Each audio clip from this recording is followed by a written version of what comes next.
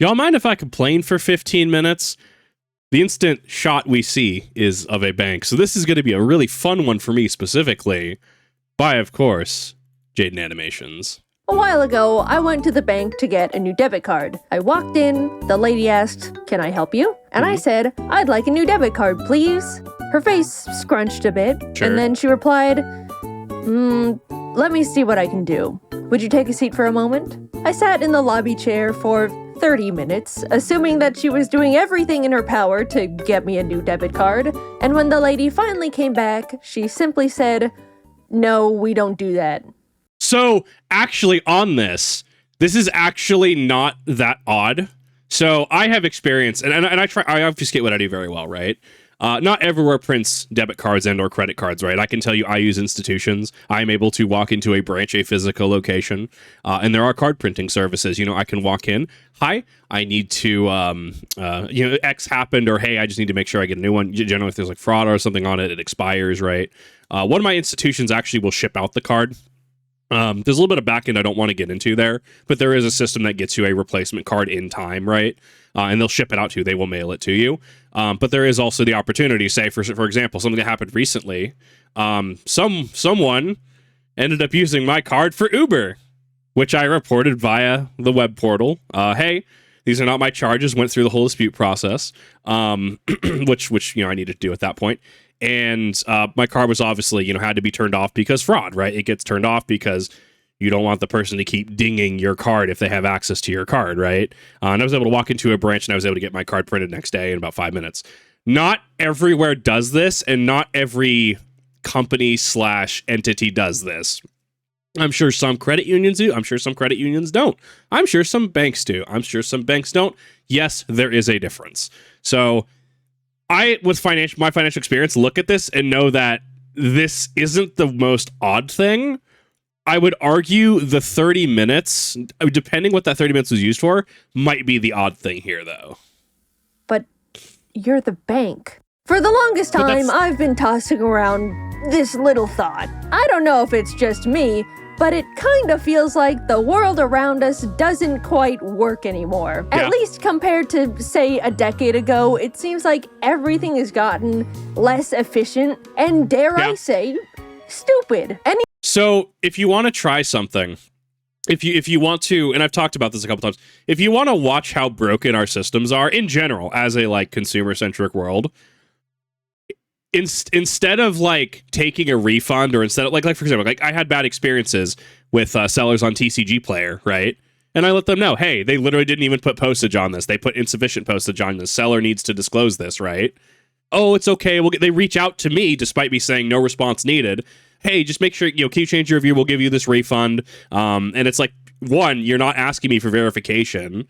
Two, I would consider this personally a bribe to change my review for getting a refund. Three, if there's going to be extra costs, just disclose it. I've had to ship trading cards to Italy. Did it one time. $60 plus at the time, okay? If you're going to run a business, you have to run the business. But you'll notice that communication, whether it's individual sellers, whether it's big companies, whether it's mom and pop shops, right? If you have a bad experience, say, "This is my bad experience. Have a nice day." And they'll go, well, we want to help you. We'll give you something. We want to give you a refund. And it's no, I just provide a better service. Oh, but we'll give you a refund, right? It's almost like a broken record. The catch-all excuse or the catch-all fix is to just throw a refund at you. Anything else, they just can't comprehend. And it's the weirdest thing. So I actually agree with her on a number of points, using that specifically, my own personal experiences, as a minor part of that. Time I go out to get something done, I come back 3 hours later with nothing accomplished and a fresh desire to punch a wall. I've tried to gaslight myself out of it. Maybe I'm overreacting here. No. Humans have always been flawed creatures, so of course it's doomed to bleed into the construction of our society. But I just keep thinking back to those 30 useless minutes in that bank chair. And I simply don't believe it. You're not gonna convince me that a bank has always been incapable of giving people new debit cards. But once again, so that very much I do have a little bit more information on specifically because of my year-ish in finance, right? Not every institution offers it. That is one that it's like, I understand the frustration from the consumer side of things. Absolutely, I can understand the frustration, but that's not always how that works, and that's why it's important to, you know, ask your institution, and you know, they usually use it as a selling point, right? So, yeah, this one's a little interesting. This is definitely valid though. I will also say sometimes policies on the back end can get bungled. So, for example, policy, hey, we will now be doing this with our debit cards. Okay, cool. And then you know, deal with a situation like, oh, hey, I heard about this policy change. Let me talk to them. And you talk to the right department. And then it's like, hey, the thing. And they're like, oh, yeah, no, we actually rolled that back. What do you mean you rolled it back? Like, this was literally in the last 2 days. This was the policy change. I have to be vague on purpose. And that this is an actual situation I dealt with. Hi, this person is in this situation. This policy change literally comes into play with this exact situation. We were told that this is the policy change. Well, you know, management said that this would be a little bit too much of a, you know, hassle and, you know, a little bit too much of a liability. Therefore, we're not doing this anymore. Did you send an updated policy? Did I miss an email? Right? So sometimes in niche situations like that, because I'm a magnet for weird situations, in all fairness, right? Going to jobs, I have the weirdest situations, right? When I ask my manager in finance, and I'm just like, why do I get all the weirdest calls? And they just stare at me with a blank look, like they don't have an answer, right? I had to deal with PMI. I had to deal with a number of really weird things. Power of attorney, POA, interacting with POD, which specifically there's departments for that, but because of what I had to deal with and what stage that was at, technically it fell on me. So like, just weirdness, I attract it. But yeah, sometimes it is outside of their control. At that point, it realistically would be up to the teller in this case to kind of, you know, provide that customer service experience. You know, hey, I apologize it's taking this long. You know, I'm looking into a couple things for you right now, just making sure that we do have the ability to do it. You know, just a couple things. You know, just kind of like you know, communicating, right, allaying it, right. Even if I had somebody on call, right. Let's say, I don't know, someone in chat like Tamsin were to call me for finance things, right, saying we were in a financial situation, right. You know, hey, let me put you on a brief hold. I need to go reach out to this department. I need to go check on this for you. I will be back. Cool. 2 to 3 minutes. Hey, I apologize, Tamsin. You know, I wanted to make sure that I'm providing the best service that I can. I do have to reach out to them. I can't really say too much on, you know, the specifics of what we're doing, but I want to make sure, let you know that I am still here. You know, absolutely. Is there any questions you have for me? You know, I'm in the other window with the specialist right now. We're going to get you taken care of as quick as we can, right? And sometimes that has to happen with 2 to 3 holds, right? Some, you know, departments, right? But that also feeds into, right, her saying the world has become less efficient, right? It's interesting. And also that it took 30 minutes to tell me. Yes, Something has changed. It really dawned on me when I watched the Always Sunny in Philadelphia episode Dennis Takes a Mental Health Day, where Dennis tries to have a normal, relaxing day, but is faced with inconveniences at every corner that spike his blood pressure. Highly recommend watching. The whole show I've watched a little bit of Always Sunny. I haven't watched all of it. is phenomenal, but that specific episode was so real and truly made me process things are getting less efficient. Yeah. And it's not just in my head. First of all, like the episode addressed, everything needs a goddamn app now. Bro, if I see another Cloudflare, like Cloudflare right now is really like scratching my bunghole, okay? I am so sick of seeing Cloudflare in my banking, in trying to visit certain sites. Like, I understand that they're like, I don't know where in the web architecture they fall from. That's outside of my, like, my skill set, right? That's outside of what I can understand, really. That's like server architecture, right? I'm so sick of seeing Cloudflare. Like, there's got to be a better way, dude. There has to be. Like, authentication, like, it's fine. I've had to purchase some TF2 stuff, I think via Manco Store. Not that I'm affiliated, just found some things on Manco Store that I wanted. And I have 2FA set up. I have 2FA set up on a lot of things, especially when I have people trying to get into my PayPal, and I got locked out of my PayPal because I changed my email, or changed my phone number, but some reason it was still pulling from my old phone number. Therefore, it was this weird, like, I had to send in my, like, license, like, 3 times, and eventually I was able to get access to my PayPal again, and I locked I locked it under 2FA. I always lock it under 2FA. I think that from a security and liability standpoint, that is just smart. A thermostat, air filters, light bulbs. I bought the cats a new automated litter box, and guess who now has a litter box app on her phone to get it to even turn on? You have more strength than I do. If I get anything, I get the hint that my washing machine requires online. The washing machine's going out the window.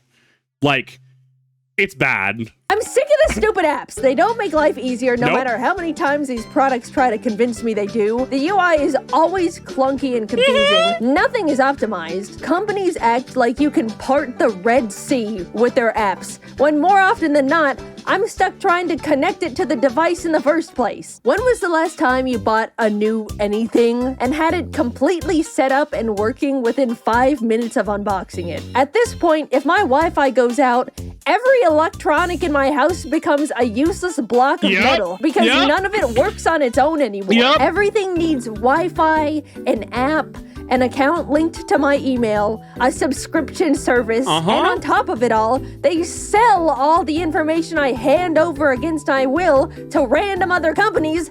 And they don't even sell you a product, bro. Like, if I went to like my Google homepage or whatever right now, or if I went to whatever, bro, they're not even selling me products. I think that gets into like the weird intersection of like, yes, we want to sell you a product versus we want to sell you this product.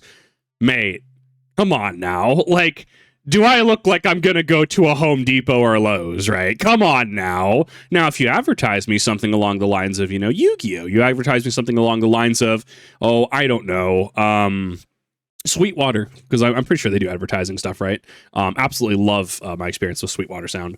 But it's like, they don't even advertise things that are relevant to me. That's my sticking point. You have all this information, you have all of this, and you still fail to market a product. What does that say about your marketing? So they can send me stupid junk mail. Also, when did unchecking the sign me up for online newsletters and discounts just not work anymore? Every single time I buy something online, I make sure to not sign up for the website's stupid email notifications. And what do I find fresh in my inbox when I wake up the next morning?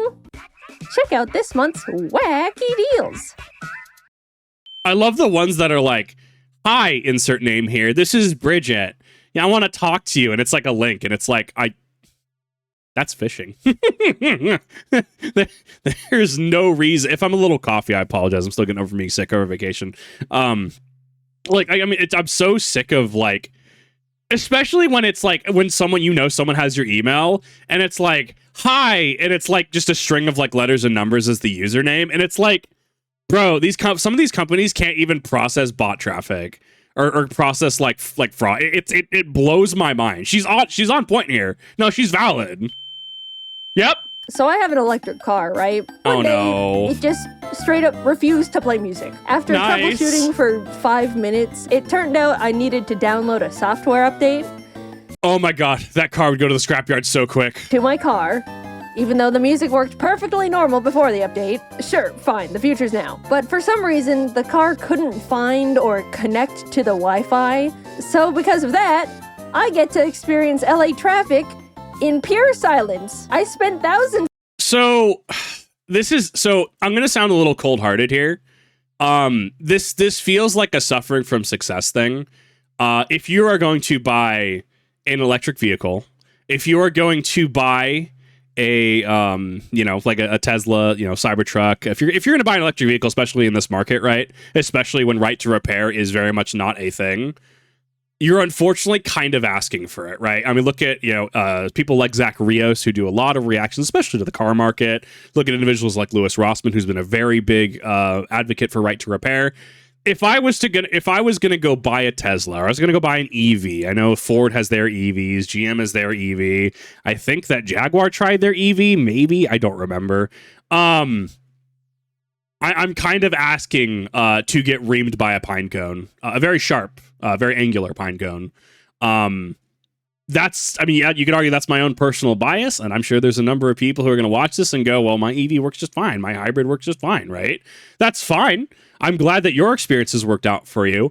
The way where current EVs are at right now is very, especially with how U.S. electrical grid especially is being strained with generative AI, all these AI companies and all these, the whole thing that goes into that with, giant buildings and stuff, being unable to support widespread adoption of EVs and charging stations. To me, even if I had the money, I wouldn't. I could not on principle, because it just doesn't have the value right there for me. Of dollars on a car just for it to randomly not be able to perform a task cars have been able to do for the past 70 years. Yeah. I do like electric cars. They're better for the environment, and it's great not having to go to the gas station. But let's not pretend the car has to be a computer now. I got one of those modern tech cars that made the innovative choice to remove all the physical buttons and knobs and put every single basic feature into the car's giant touchscreen. Before getting it, I didn't think that would affect my experience too much. I thought,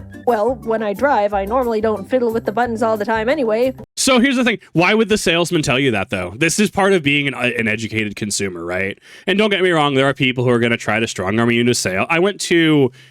What did I go to? I went to an electronics store recently, and I was like, oh, yeah, I was seeing what you guys had for Black Friday sales on laptops and stuff. And, guy stops me halfway through. Oh, hey, we don't work on commission, just, wanting to see what you guys were looking for. 'Cause I was with our mod, actually, our mod Rev. We went to a funny electronics store when I went down there. And it's like, one of those things where it's like, we don't work on commission. Is there something we could get you out the door today with? And I'm like, no, thanks. I'm fine. Right. Like, definitely a very... not necessarily aggressive, not even necessarily, I guess kind of pushy, but like very forward. You can also just say no, right? And as I understand it as well, automotive salesmen are going to, they're going to try to push for that desperation. They're going to try to sell you a product, right? That's kind of their job. They're there to sell a product, right? And much like we see in a lot of Zacharias videos, Zacharias reactions to some TikTok content, right? Number of these Lawson salesmen have definitely started posting on social media. Hey, we got this 2025 GMC sitting here on our lot for this amount. Hit me up if you want it, right? Like, they're just going to try to sell you a product, right? So, and ideally, yeah, you're in a situation where you're already comfortable enough with your vehicle, and you don't have that desperation to find a new one. But obviously, that's not always the case. It's a weird. I also approach things through a different lens, right? I also don't make the amount of money that a lot of large YouTubers do, and that's fine, right? I actually rather enjoy what I do, the freedom that I can, go out and swing swords or go out for a walk, right? I actually really enjoy the freedom that I have. Which means I have to be budget conscious. But part of that being budget conscious is like, is this thing connected to an app? Do I actually own this thing? Can this thing be bricked by an update? It's why I don't play any Riot games anymore, why I haven't gone back to League of Legends, why I don't want to play whatever their FPS is, because of their anti-cheat and how they can just force a bad update and brick your PC.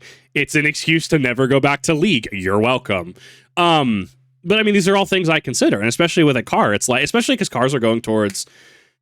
I think the max I used to be able to really tell people confidently was about 72 months. Not that I was a loan officer, but prepping them for loans. Anything like 84 months, even the 96 ones, they were on approval, right? You had to get them out to a proper loan officer. I had to get them out to a proper loan officer because it's a liability at that point. But now we're seeing a lot more 84 and 96 months loans, even potentially longer loans. And it's like, you're not really even saving money. Can you imagine spending the next 96 months paying like $1,000 a month for your car? That, especially when it depreciates, when you drop off, it's EVs. You want to talk about depreciation? EVs depreciate really hard once you get off the lot. Sorry, I'm rambling here, but there's a lot to consider with this. But now I have to deal with things like not being able to manually open the glove compartment because it has no latch. I have to speak into the car microphone, open glove compartment. And every single time it opens the charging port. Didn't think about that one before buying. Also, when I do need to do something while driving, it feels way more unsafe than I initially realized. They didn't even build AC knobs, so to turn up the air, I have to essentially play on the car iPad while paying attention to oncoming traffic. Correct me if I'm wrong, because I'm neither an engineer or car specialist, but that feels stupid. Apparently, it is stupid. I mean, from a common sense standpoint, like, I and a lot of other people can look at this and go, that is absolutely dumb. Right. But I mean, that's more of a reflection of the modern car industry. The fact that, you have Volkswagen, the fact that you have GM heated seats, Volkswagen, unless you have a subscription service, you can't hit the top speed the car can get to. Right. Like there's a lot of stuff going on in the car industry. That's really, really questionable and really, really bad. I mean, and that's the thing is that also not unsafe. Right. So if we want to talk about distracted driving, is flitting through 10 different menus just to deal with your AC, right? Is that not distracted driving? And I would open the question to law enforcement as well. Law enforcement, if you saw someone messing around on their Tesla Cybertruck pad, is that grounds to pull them over? Is that not distracted driving? I think it'd be interesting to hear the response on it. I would also think it'd be interesting if there was some kind of legal loophole exception to that, but that way more people know. Apparently, enough people started complaining about the lack of buttons in high-tech cars, so they started putting them back in, which now puts into question these experts making these decisions in the first place. What do you mean thousands of people had to say using a giant iPad while driving is unsafe before they were like, you know what? These people might be onto something. I wonder if that could open them up to a class action. A few weeks after I bought the car, I accidentally stepped on glass and needed to go to urgent care. So Jacob and I hopped in, and as we started driving down the neighborhood, the screen got covered with software update required. Thinking it was a simple fix, Jacob pulled off to the side of the road and clicked download, to which the car completely locked and became undrivable until it finished the download. That is so bad, that's not even funny. Can you imagine being on the highway and doing this? Let's say your car just seizes up entirely. You have somebody going 55, 65 that just slams into you, right? And sure, you can argue, well, generally, if it's a rear end, the person from behind is, generally at fault there, right? But if you knowingly hit the update button, because I don't know, it's one of those, like, where does the burden of knowledge come from the consumer, right? It reasonably, you look at this, they didn't expect the whole car would seize up. But then the other side of the argument is, well, you did buy this product and you should know how this product works. But let's be honest, how many of us know how to, get into the internal guts and components of their car to repair certain things, right? I most certainly can't dive deep into because I have to actually rip out my glove box and stuff like that to actually get to the problem that's with my AC right now. And it's like, I don't have the ability or the skill to do that. I'll just go, sure, it's just hotter in the summer. I'll drive less. Oh no, how terrible, right? But it's such a weird intersection. And I wonder how that would show up on insurance, where did you knowingly hit the software update button? Was it reasonable for you to know that the car would seize up? What happens if you're driving a rental car and this happens? Balruna brings up in chat. Absolutely. There's so many questions that come up from this. I'm trying to wean back on the cursing a bit. The enjankification, if you will, right? The enjankification of vehicles is absolutely just staggeringly stupid. Which was 45 minutes. I ended up having to call an Uber to go to urgent care, despite owning a fully functioning car. That's Lesson a problem. learned, I suppose. They got me again. Also, I don't know how a car can download a software update on the side of the road and not in my own goddamn garage. It all just feels so dumb. Nothing feels like it's checked to make sure the customer has a half-decent user experience anymore, because companies think slapping an app together makes something high-tech enough to get away with slop. And Is this a result of too many business degrees, right? Like too many cooks in the kitchen? There's too many people in C-suite positions, upper management positions, with business degrees. What do you call it? Definitely investors trying to strong arm their way into things as well, right? What was it? Investors are upset or questioning about the efficacy of Nintendo's key cards, and it's just all a performance. I view that as nothing but a performance, right? You are the investor. You pushed for this. Don't try to pin this off as oh, well, we're concerned. You wrote out, you said yes to this. GM investors said yes to heated seats being a subscription. Volkswagen investors said yes, we would love to have a to have that subscription thing that makes it so you're actually able to hit your top speed. The investors are not blameless in this either. So there's I think it very much is too many cooks in the kitchen and trying to justify your position. And I guess we could look at Hollywood as well, right? Well, what is an intimacy coordinator? Sell this to me. Why do movies need an intimacy coordinator? Why do movies need half the positions they do? Shrugs? Is that a position that is paid for minimal benefit. I don't know. I don't deal with Hollywood. I don't deal with movies, if I'm being completely honest. Ika in chat, and the way lockout works, depending on the manufacturer, the update will have the car slow down, and if it doesn't work, it will try to stop completely, and you may get in an accident. That feels like that's a huge liability, and that would open them up to a class action. But they also have an army of lawyers on retainer, so good luck with that claim. Top of it all, everything is a subscription service. Yep. Why can't I simply buy my stupid computer car and have it come with the tech that's already built into it? Subscribe to be able to connect to the internet. Subscribe to enable auto steering. For a while, companies were thinking about turning the seat warmers into a subscription. Oh, no, I'm pretty sure they did. I'm 90% sure GM did. Louis Rossman covered that extensively. I think they ended up backtracking a little, but no, that's the thing. Like this is here. Do you not like this?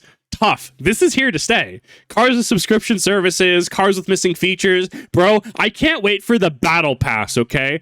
I can't wait for the Ford Truck Month battle pass, okay? It's going to be great. You have to drive miles on your during Ford Truck Month on your Ford to put miles on your vehicle, and it tracks this and sends that to people, right, in order to level up in the battle pass, right? Or you can pay a fee to skip tiers in the battle pass, and if you get to the top of the Ford Truck Month battle pass, then you can actually go to your top speed, because they capped you about 5 under until you get the reward at the end of Ford Truck Month battle pass. See, I say this to be joking, but a lot of us are going to look at that and go, oh my God, Kip, please don't give them ideas. And that's the scary part. The heating coil is already in the car that I bought. Just leave us alone. Imagine pitching to someone 15 years ago, oh yeah, the car you bought? Yeah, it's all yours. But you have to pay money every month to use the windshield wipers. Yep. It's become so common for us to buy products and not even actually own them. And you need to pay money every month to keep using them. And they're bad. Businesses have always prioritized profit. That's never changed. I'm not upset about that. But at least I don't think many people are. It's like I say, if a business is meant to be profitable, right? You need to have money, right? You need to be profitable. If you're not profitable, you go out of business. It's when you like abuse that and it's like the most money and you're cutting corners, like firing actual artists for, generative AI artists, right? And you get slop out of it, right? That's where people take issue. in the past, they had to, in good faith, offer something that actually did the shit it was advertised to do. Now they just go, oh, damn, we can give less and charge more? Yep. Hell yeah, brother, lock the cold out the fridges. The other It's just shrinkflation, or at least a version of it. Hi, Sephiroth. day, I wanted to get a new router for my office. Jacob and I headed over to our internet provider store, and I said, hello, can I buy a router? Oh, we don't actually sell routers here. You need to go online and ask customer service to send you one. yeah. Goal sheet. As I was processing this, Jacob decided Whichever artist decided to put Golshi in there, I love you. A+. they wanted to get a phone upgrade. Excuse me, could I actually buy this phone? Yeah, we don't have those in stock here. You can buy it, but it'll have to be shipped to your house. We went to the internet and phone store and left with no internet and no phone. What are the employees being paid to do at that point? What's the point in any of it? I get that a lot of shopping has shifted to online, but I really, really miss simply having the option to go to the store. Yeah. They're becoming empty husks with a logo on top. Also, excuse me, but I need to ask customer service to buy a router? So I don't know. I'm kind of mixed on this one. Let me interject really quick with, I think this was an issue during the virus time with, I was watching a Patrick Boyle video on luxury watches actually. And during the virus, because, you know, supply chain breakdowns and stuff, they had like display watches of like luxury watches and people got upset because they didn't have that. But I think now it's kind of reversed after the virus time. It was a very fascinating video. Patrick Boyle's, I think it was search Patrick Boyle watch. It should come up. Very good video. This is also one of those things I've noticed as well. This goes along the lines of a company is going to want to make it as, you know, as enticing as possible, use as much flowery speech as possible to get your business, right? Like, excuse me, I'm still kind of feeling some phlegm from vacation. But like, going on like Facebook, right? Go to Facebook dating, right? And it's like, oh, well, we need to verify you. We need to take a picture. And you use all this flowery language, but then you do it. And then and especially if it doesn't work, then you can go kick rocks. So taking that experience and that interaction, what if you go to any other place, right? Notice how enticing they're going to be. They're trying to sell you on it. But the moment you're in or you're denied, they could care less about you. And I think that actually goes along the line as well. If it was their internet provider, their physical store, and well, you have to do this online. Well, sorry, we don't do this here. You have to do it online. Sure, I'm sure that they have their own positions and own jobs they do in the actual physical store. But I would argue this is an extension of they got your business. Why should they care? Right? Right. And here's the thing about that. And I mean, when things like that are necessities, gasoline, internet, right? I would argue internet is a necessity in the modern age, especially because, like I've talked about in the past, where I didn't want to accept my financial institution's new legal agreements, right? Their new, hey, agree to our terms and services. And I was just locked out of my banking. I would have to go every time to a physical location. There was no option to access it online without being forced to agree to their new terms and services. You're just shut out of modern society if you can't access your bank like that, right? So interesting things to think about. And I've been talking about this for a while, but I do view this as an extension of grats, they got you. Now they can just treat you like crap. Now they can just treat you as lesser than. Just let me exchange my money for the item that you very obviously sell. Anytime I'm told I need to contact customer service, I consider it a lost battle. Yeah. Nothing exists in this world that is worth descending Love the the XD Docs music. trenches. That is a customer service phone call. Companies have... Oh my, I talked about this, dude. This was the GameStop thing I dealt with, where I was charged for GameStop membership, and it was wild because I ended up buying an older Switch, a Switch like version 1 from a physical GameStop location. And I'm like, no, I don't want to sign up for this, right? And then a year later, right, suddenly I'm getting charged $25 for their GameStop thing. And it's like, mate, I don't even have a card on file. How are you doing this? And like, well, we need to know what card you used. I don't have a card on file. So what ended up happening was because there's a specific thing that the card ended up doing. Because so the card in question had expired, and I got a new one for my institution. But there's a certain thing, I don't remember what it's called, where if a merchant requests it, request the updated information like expiration date and CVV, your institution could give it to them. So that was the weird niche interaction that I had. But it's like GameStop customer service literally hung up on me because I'm explaining, I didn't do this. There's no card on file. What do you want from me? And they didn't even give me my refund. I had to go through the dispute process. To their credit, they let the dispute through, right? Like almost immediately. But it's like, wow. Yeah, I was not a fan of that interaction. Like, sorry, GameStop, I'm going to tell it like it is. That was pretty bad. Put it together that if they make everything inconvenient and frustrating, set up enough cryptic hoops to make people jump through, waste as much time as possible, people will just give up. And they don't have to deal with anything. It's sick. Once I needed to call a plumber, but was only allowed to go through a very specific company for the service. So I called in, sat on hold for 40 minutes, as to be expected, and finally got connected to someone. Hello, what can I help you with today? Hi, I was calling to make a service appointment. All right, sounds good. I'm gonna check our calendar and call back with our availabilities. Okay. Thank you. And so I waited for 2 days, and she never called me back. So, of course, I call back, sit on hold for another 40 minutes, and try again. Hello, what can I help you with today? Hi, I'm calling to make a service appointment. I called before, but no one called me back, so I wanted to follow up on that. Okay, let me check. We're available in a month at 7 a.m. Oh, okay. Are there no other times available? Nope. All right, I can do in a month at 7 a.m. Thank you very much. Awesome. Exactly what I wanted. A month comes and goes, and the day before the appointment, I get a call from the plumbing company. Hello, I'm calling to let you know the person that was scheduled to do your service appointment is sick and we'll have to cancel it. So this is actually a really interesting interaction I've noticed. Doctors and medical professionals, right? How many times has your appointment been canceled because they've been out of office? Now, to be fair, right? We need to be fair. If they're sick, right? come on.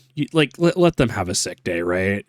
But you do need somebody to pick up that slack, or there needs to be a reasonable concession, or because if you cancel less than 48 hours, you're charged, right? Because you canceled. If they canceled the day of, like 8 hours before, suddenly like there's no repercussions or ramifications, right? So, and obviously that's medical, that gets a little weird, right? Like giving concessions are due, right? I've noticed this with, why do we pay HR? Like genuinely, why do we pay HR for like companies? Why? Especially when it's like, oh, hey, HR is going on vacation, so there's going to be no hiring for the next week or 2 weeks that they're out. Anything HR needed is at a standstill. Well, did you leave your work for someone else? Did you get ahead on your work? Oh, no, I'm just gone, so there's not going to be anything happening. Mate, if I go on vacation at a job, I'm expected to find coverage. I'm expected to have my job done. I'm expected to get caught up. I'm expected to do all of these things. So why is it that HR, and this is genuinely like John HR, John Corporate HR, very much would love to chat with you. Why is this a thing, right? Like, it's so strange. Like, she's absolutely correct here on this, and that is a valid frustration, especially when you, dear chat member, you, dear viewer, have to take it out of your day when you're literally going through something, that requires special assistance and attention, right? And it's like, well, yeah, that sucks. It's just not happening the day of. Cool. Do I get to charge you for that? No, it's just not happening. We'll have to reschedule. What you're left holding the bag, right? I think we're long overdue for a collapse in customer service centric work. And that includes, your coffee baristas, that includes your dishwashers, your line cooks, making sure you have your funny breakfast burrito at 7 a.m., right? A number of things in general, right? I mean, the medical fields in the U.S. is already collapsing. You have so many people leaving medicine. Next 10 years, a lot of them are retiring. What are you going to do? Your water treatment specialist, your waste management specialist, right? A lot of these unsavory jobs are going to be retiring. What are you going to do, right? So I think the next 10 years is going to be really interesting. And I'm kind of rubbing my hands together, like I can't wait to see what happens. I'm actually really expressive and my model doesn't quite capture it, so that's a little bit of a downfall because I just don't have the right tracking. But like, man, it's gonna be a fun time. Okay. When's the next available appointment? In 2 weeks? Okay. Thank you. At this point, I was fuming, right? How hard could it be to get a very specific company to provide a service they forced me to use them for? Yeah. Well, get this. I woke up the next morning at 10 a.m. because I didn't have to wake up early anymore, looked at my phone, and saw a single missed call from, of course, the plumbing company. Hello, the plumber arrived at the location this morning at 6 a.m., but left because no one was home. Please call back to reschedule. Thank you. That's so bad, dude. I can't even write into words what I was feeling that moment, because if I did, this would be the last video of my career. Yeah. A single service appointment is all I ask for my sink that is dissolving at this point. Also, we're completely brushing over the fact they arrived an hour early for the canceled appointment, so I would have missed it anyway. Oh, 100%. And that's the thing. Where's the repercussions for this, right? And this is something that I personally am really strong. It's what I'm growing from, right? You can't force accountability on people. You can't force consequences on people. You can't do that. That's not how that works.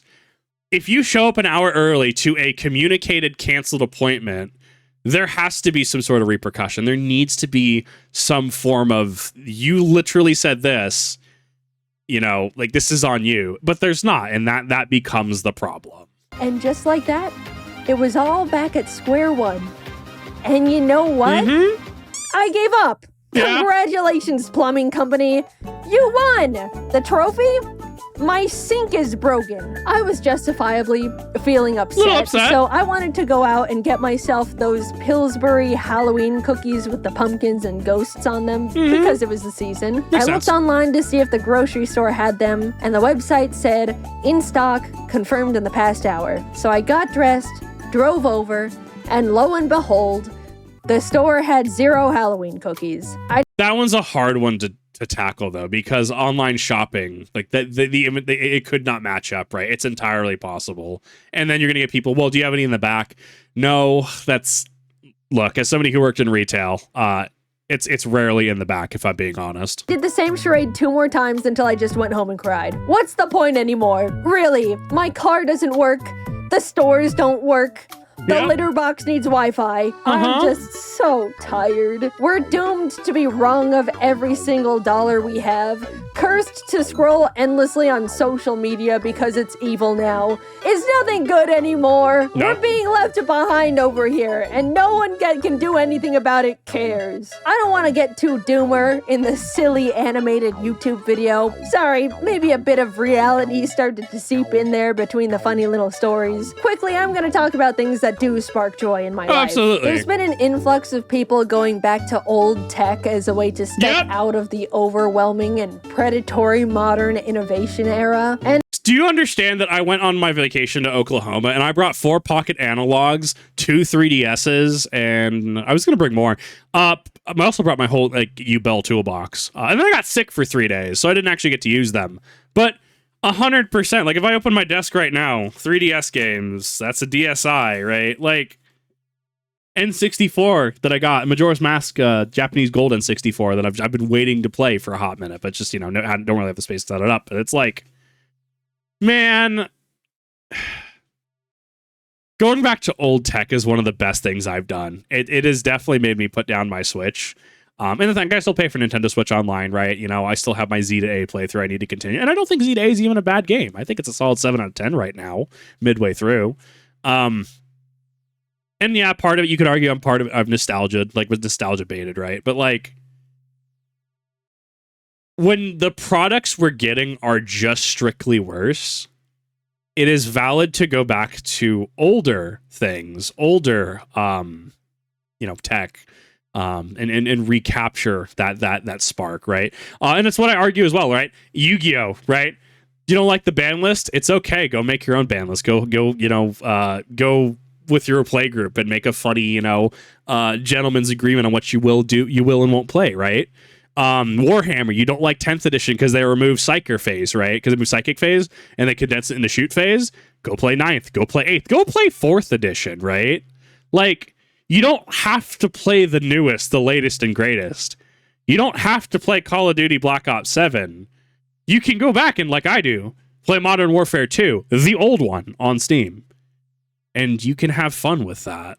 You don't have to bend and be a good little consumer and engage in the latest and greatest.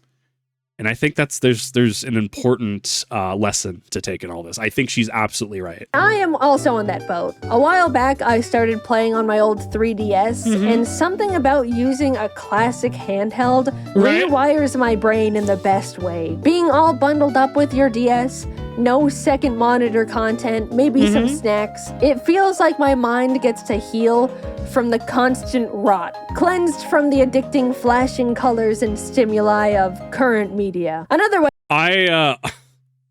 honestly, I definitely have gone back to some 3DS games, especially no second monitor stuff, right?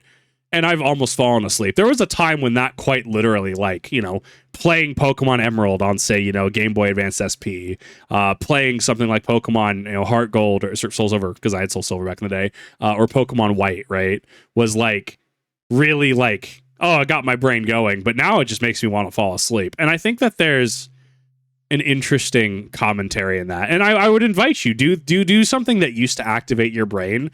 I don't know, playing Ocarina of Time. And now play Ocarina of Time like you did back then. Does it make you tired? Does it make you fall asleep, right? And I think that in itself has some conclusions we can draw from.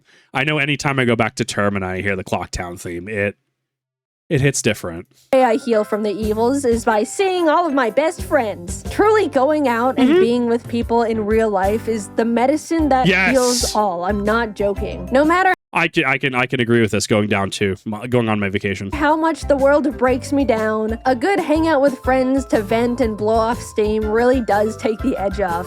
And getting to turn annoying moments that piss you off into something to share with your friends as a funny story is a great way to laugh it off and just move on. I'm sure many other people have their own ways to break free from the ever-looming capitalist clutches, but overall, I've just been trying to go back to basics, depend on things less, not constantly overwhelm my senses. I think it's unfortunate that a lot of us have gotten to the point where we need to police ourselves in what we consume because everything is trying to be the most addictive little parasite ever created by humans with no empathy. But until the pendulum eventually swings back the other way, it is possible to break out of the bubble. And if you've been feeling similarly to me, I recommend giving it a try. In the meantime, even though everything feels like a constant mess, I suppose it does make for funny stories to share.